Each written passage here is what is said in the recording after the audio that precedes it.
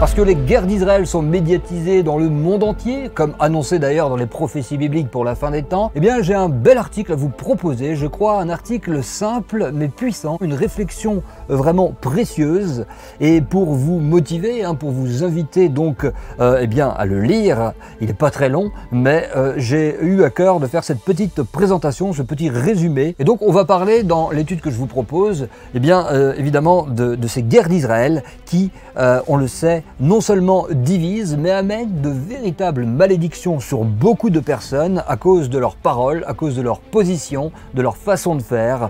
Et il faut en parler parce qu'il y a une propagande qu'on pourrait qualifier de propagande amalécite, la propagande d'Amalek, qui n'est pas une petite affaire. Elle sévit, elle bat son plein, elle fait de l'audimat, et on constate avec étonnement qu'un gros paquet de croyants rejoint cette propagande, et puis il donne son consentement, y adhère, et donc il y a une foule qui va suivre donc toute cette idéologie qui est véhiculée massivement par toutes sortes de médias. Alors là, pour le coup, que ce soit les médias officiels ou les médias alternatifs, il y a une voix qui va dans une direction, contre Israël massivement, comme cela est connu. Beaucoup s'imaginent que cela soit sur les réseaux sociaux, sur Internet, à droite, à gauche, partout dans les discussions, quel que soit l'endroit, que ce soit virtuel ou dans le réel, peu importe, eh bien, beaucoup s'imaginent que la parole n'a que peu d'importance et qu'elle n'a pas d'effet. Mais la parole a un impact puissant. La parole, elle est créatrice, on l'a dit beaucoup de fois sur les sites web, dans beaucoup d'études, même la science aujourd'hui a rejoint cette réalité.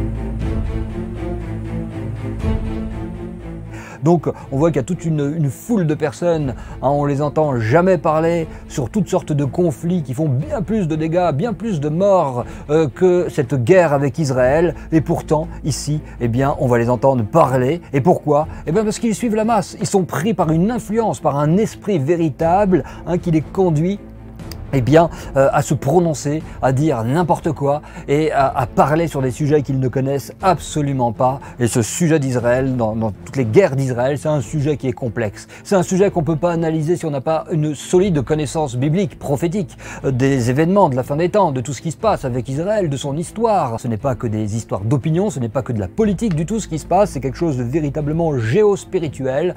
C'est profondément enraciné dans un plan, dans un projet divin et qu'il faut connaître et qu'il faut étudier au travers des Écritures. Et donc on le voit bien, ils sont nombreux à s'indigner des guerres menées par Israël contre ses ennemis déclarés, ne l'oublions pas, c'est pas Israël qui s'est réveillé le 7 octobre pour attaquer ses voisins, non, ce sont ses voisins qui ont voulu le génocider. Et on reparlera de ce terme génocide qui est employé contre Israël, alors qu'à la base, c'est quand même eux qui ont été victimes d'une tentative de génocide. Donc il faut bien remettre les choses à leur place.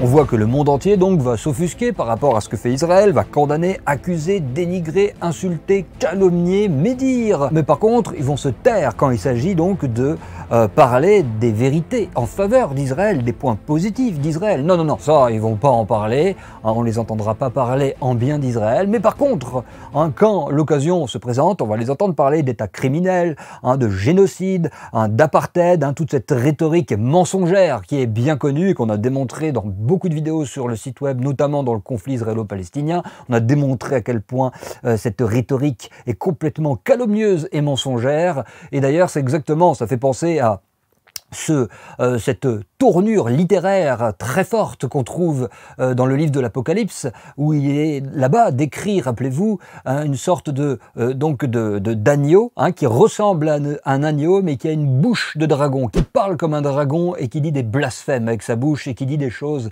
honteuses contre Dieu, contre son peuple. Donc c'est vraiment très fort, c'est une image tout à fait propice, parce que on va voir que des personnes vont utiliser des causes apparemment justes. Quand on a peu de connaissances du sujet et qu'on écoute la propagande, bon c'est sûr que c'est un discours, on a l'impression que c'est l'agneau qui cherche à se défendre et qui finalement parle comme un dragon.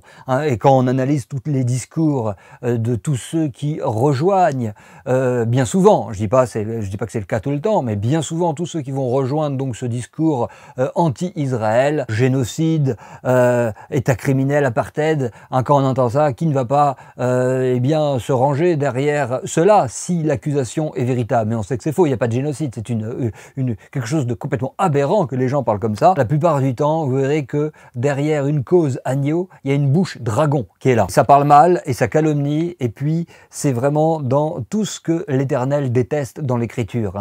La bouche railleuse, la bouche moqueuse, la bouche qui facilement dit du mal, juge, condamne et dit n'importe quoi sur son prochain, pire encore sur Israël, le peuple de Dieu. Et il fallait donc encore une fois remettre une petite couche au travers de l'étude que je vous propose, parce que là ce verset de Michée 4.12, le prophète Mira, il nous dit quelque chose de simple mais de puissant. Tous ceux qui parlent comme cela et qui rejoignent donc finalement l'esprit du monde, l'esprit de ce siècle mauvais, qui parle contre le peuple de l'Éternel, qui l'accuse, qui parle mal, eh bien ils le disent, ces gens-là ne connaissent pas les pensées de l'Éternel, elles ne comprennent pas ses desseins, ils se prononcent, ils blablatent sur des choses qui les dépassent complètement, comme dirait d'autres textes dans l'Alliance renouvelée, ils injurient les gloires, ils méprisent les autorités, ils parlent mal, ils dédaignent ce qu'ils ignorent. Donc on est en plein là-dedans. Mais rappelez-vous, qu'est-ce que dit ce juif nommé Yeshua, nommé Jésus dans les évangiles? Rappelez-vous ce qu'il dit, ce grand Messie. Il dit: les hommes, quels qu'ils soient, rendront compte de toute parole vaine qu'ils auront prononcée. Il dit bien de paroles vaines, alors imaginez-vous, de paroles mauvaises contre son peuple de chair, son peuple d'esprit. Imaginez-vous. Eh bien, c'est encore pire.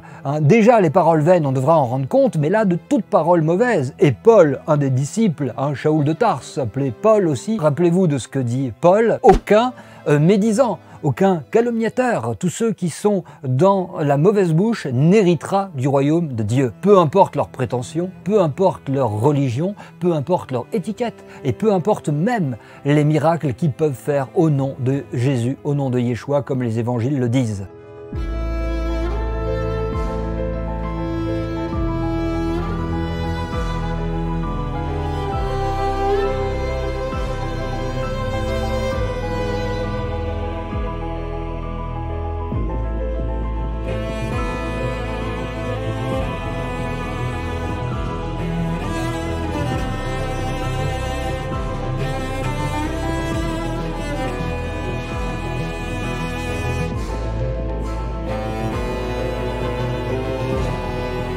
Et plus encore, donc, dans cette étude, on va faire des liens très forts et très simples, mais puissants, vous allez voir, avec la paracha Balak, cette fameuse paracha dans laquelle on voit justement ces personnages, Bilam le sorcier et Balak qui lui aussi était sorcier à sa façon, ils vont vouloir donc maudire Israël, on se rappelle bien, et dans cette paracha, on va voir que l'Éternel intervient de manière surnaturelle, miraculeuse. Il va déclarer ouvertement et sans complaisance des vérités qui vraiment feraient grincer des dents à beaucoup aujourd'hui. Et pourtant, c'est l'Éternel dans cette paracha qui parle, et très loin de maudire son peuple, Israël, on va voir que Dieu va les bénir en des termes qui vraiment choqueraient tous ceux qui sont aujourd'hui contre Israël, et qui sont uniquement, faut le dire, dirigés par des émotions. Parce qu'on va voir qu'il y a un problème aussi de l'ordre de l'émotionnel, où l'émotionnel prend, mélangé au mensonge, prend la domination, prend autorité sur le bon sens, sur la vérité, sur l'intellect. Et regardez ce qu'il dit dans cette paracha Balak, l'Éternel, il dit « voyez ». hein. Voyez ce peuple qui se lève comme un léopard, il se dresse comme un lion. C'est de là que vient l'opération Rising Lion, appelée par Israël par rapport donc à cette attaque sur l'Iran, on se rappelle. Hein. Et regardez ce qui est écrit, il ne se reposera, donc on parle d'Israël ici, il ne se reposera qu'après s'être assouvi du carnage, il ne se reposera qu'après avoir été enivré du sang de ses victimes. Vous voyez, c'est choquant, mais c'est la Bible qui parle comme cela au sujet d'Israël. Regardez la suite. Quand Dieu le fit sortir d'Égypte. Hein, n'oublions pas, on parle de la sortie d'Égypte à l'époque dans la Bible, mais comme on est dans un texte prophétique, ça nous parle d'une sortie d'exil à cette époque-là, et ça nous parle de cette sortie d'exil à la fin des temps. On voit bien que Israël sort de l'exil des nations pour rentrer à la maison, exactement comme à l'époque de l'Égypte. Donc ce verset correspond, on est d'accord, à notre époque moderne. Hein, Dieu le fit sortir de l'Égypte, de l'exil des nations, on pourrait dire, si on voulait transposer à notre époque. Et regardez, donc on parle d'Israël, il consume les peuples qui l'attaquent. Les peuples qui l'attaquent, hein, ça nous fait penser ce qui s'est passé le 7 octobre. Il y a un peuple, on peut dire, hein, on parle du peuple palestinien, il y a un peuple qui l'a attaqué. Là, on se contente de lire la Bible, on ne fait même pas d'interprétation là.